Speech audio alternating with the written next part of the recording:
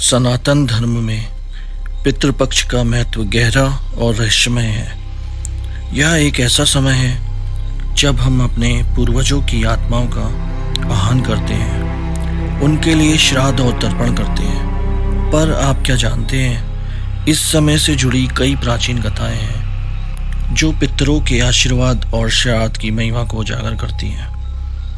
आइए इन प्राचीन कथाओं की ओर रुख करते हैं जो हमें बताती है कि क्यों पितृपक्ष सनातन परंपरा का एक महत्वपूर्ण अंग है। सबसे पहले मित्रों, हम महाभारत से जुड़ी एक कथा आपको सुनाते हैं।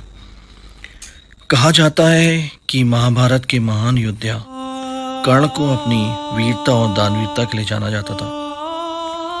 लेकिन जब कर्ण स्वर्ग पहुंचे तो उन्हें भोजन के रूप में सिर्फ सोना और रत्न दिए गए। भूख से व्याकुल होकर कर्ण ने इंद्रदेव से जब पूछा कि उन्हें ऐसा क्यों मिल रहा है, तब इंद्रदेव ने उन्हें बताया कि उन्होंने अपने जीवन में बहुत दान किया था, पर अपने पितरों के लिए कभी श्राद्ध नहीं किया। तब कर्ण को यह एहसास हुआ कि अपने पूर्वजों के प्रति कर्तव्य निभाने में उन्हें चूक की थी। तब कर्ण ने इंद्रदेव से पितृपक्ष के दौरान पृथ्वी पर लौटने की विनती की ताकि वे अपने पितरों के लिए श्राद्ध कर सके। इंद्र ने उनकी इस प्रार्थना को स्वीकार किया और कर्ण ने पितृपक्ष में श्राद्ध करके अपने पितरों का तर्पण अर्पित किया। तभी से इस समय को पितरों के लिए सबसे महत्वपूर्ण माना जाता है। एक अन्य दूसरी कथा भीष्म पितामह और गंगा से संबंधित कथा है। भीष्म पितामह की यह कथा भी श्राद्ध और पितृपक्ष के महत्व को बताती है।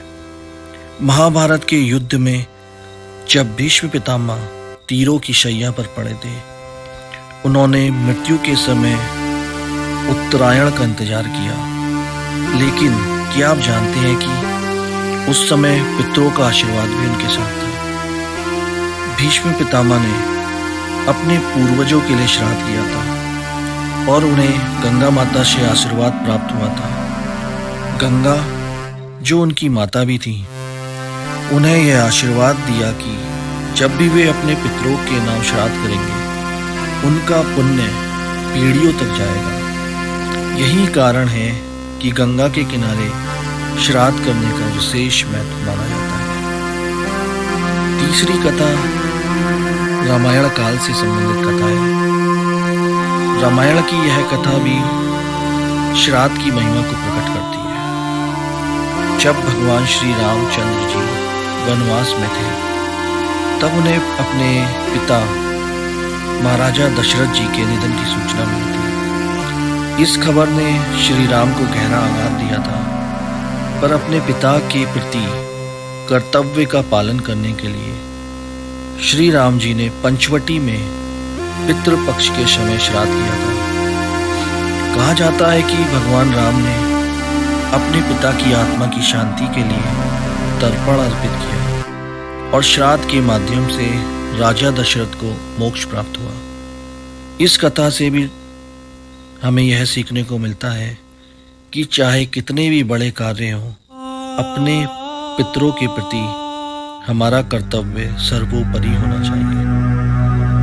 एक ऐसी ही कथा यमराज के दरबार से संबंधित कथा है। इस कथा में यमराज और पितरों से जुड़ी कथा है। ऐसा कहा जाता है कि पितृपक्ष के समय यमराज अपने द्वार खोल देते हैं और सभी पितरों की आत्माएं पृथ्वी पर आने के लिए स्वतंत्र हो जाती हैं। इस समय वे अपने परिजनों द्वारा किए गए श्राद्ध और तर्पण का आशीर्वाद देने आते हैं। अगर कोई अपने पितरों का श्राद्ध करता है तो पितर लोग प्रसन्न होकर उन्हें आशीर्वाद देते हैं। लेकिन अगर कोई इस समय उन्हें भूल जाए तो पितर नाराज होकर अपने वंशजों के जीवन में बाधाएं भी उत्पन्न कर सकते हैं। यही कारण है कि पितृपक्ष के दौरान श्राद्ध करना सबसे अत्यधिक महत्वपूर्ण माना जाता है। यही मित्रों, श्राद्ध ना करने का भी परिणाम कभी कभार घातक सिद्ध हो सकते हैं। ऐसी ही शिक्षा में राजा हरिश्चंद्र की इस कथा से मिलेगी। कहा जाता है कि सत्यवादी राजा हरिश्चंद्र ने एक बार श्राद्ध नहीं किया था, जिसके कारण उनके राज्य में भारी संकट आया। उनके पितरों की आत्माएं असंतुष्ट थी और इस कारण राज्य में अकाल पड़ा। तब एक ऋषि ने उन्हें सलाह दी कि वे अपने पितरों का श्राद्ध करें। राजा ने तर्पण और श्राद्ध किया और उसके बाद उनके राज्य में फिर से समृद्धि लौट आई। यह कथा हमें सिखाती है कि पितरों के आशीर्वाद के बिना जीवन में शांति और समृद्धि असंभव है। तो मित्रों, पितृपक्ष की इन कथाओं से हमें यह सीखने को मिलता है कि हमारे पितर भी हमारे जीवन का एक महत्वपूर्ण हिस्सा है।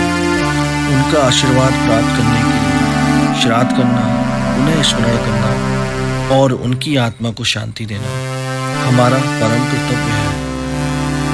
अगर आपको यह वीडियो पसंद आई हो तो इस वीडियो को लाइक करें, कमेंट करें और हमारे चैनल सनातन सागास को सब्सक्राइब करें, जहां आपको ऐसे ही रहस्यमय और रोचक ज्ञान समय समय पर मिलते रहेंगे।